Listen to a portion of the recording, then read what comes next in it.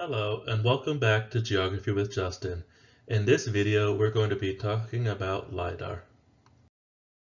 The word LiDAR means light detection and ranging.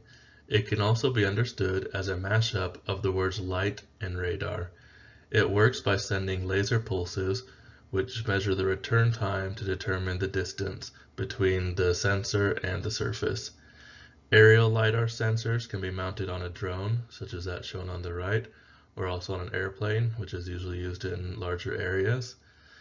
Ground or terrestrial LiDAR is usually mounted on a tripod.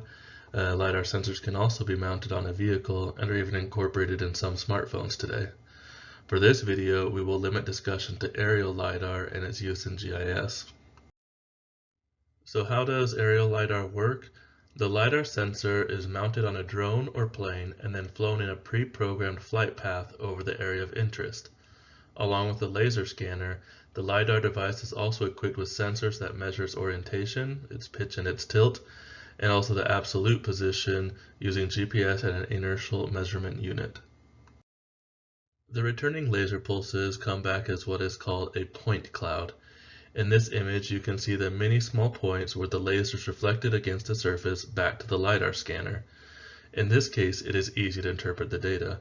We are looking at trees, and the colors represent change in elevation. One of the main purposes of aerial LiDAR is to obtain surface data.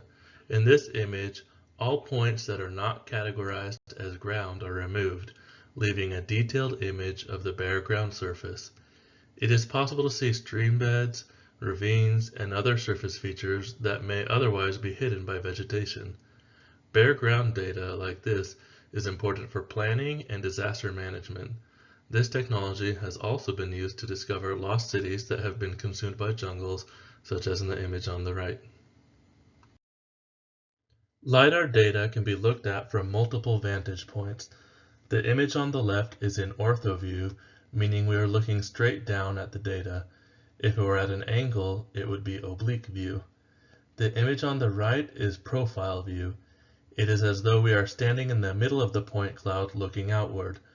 Being able to look at the data from multiple viewpoints is a key advantage of LiDAR.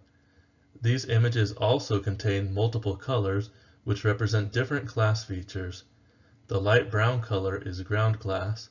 The shades of green are vegetation class, with differences in shade representing differences in height. Red is building class and shows the roof lines of buildings captured by LiDAR. Here's another example of profile view showing the classes. If you look carefully, you can see there are three different shades of green, representing low, medium, and high vegetation. These parameters can be customized by the user based on project needs and user preference. LiDAR data can also be viewed in multiple display types. In the previous slides, we looked at the data in the class display type. Here, the image on the left displays the data by elevation. The lowest points are in pink and red, the middle points are in yellow and green, and the highest points are in blue and purple. The image on the right displays the data by intensity. A bare surface will reflect very well and will show up most brightly in intensity.